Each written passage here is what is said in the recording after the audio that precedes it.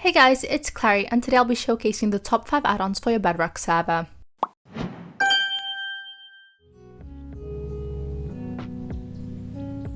Before we begin, if you want to install Bedrock add-ons and not sure how to, we've actually made a tutorial for this, so we'll leave the link to that in the description. Now, the first add-on we have is essential for protecting your land and stopping griefing. With this add-on, you get emerald, copper and diamond blocks that each secure different areas of land. There are also iron sentries to safeguard your home from unwanted players. These are available for trading with the protection trader at an affordable price.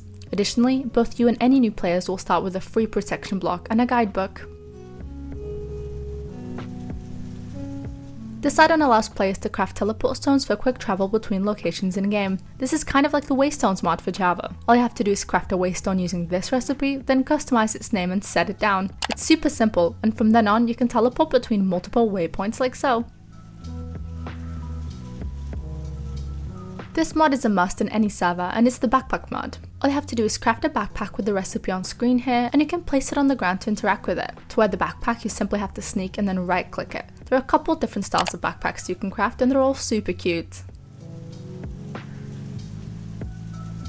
This next add-on is for those who have played a lot of vanilla. This add-on adds 150 plus new foods ranging from different meats, sweet treats, veggies and much more.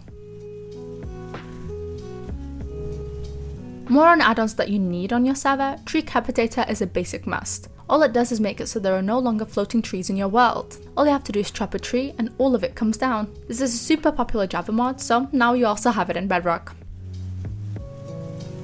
I hope I was able to assist you in setting up your server. If you have any further questions, please leave a comment down below or contact our support. Bye guys!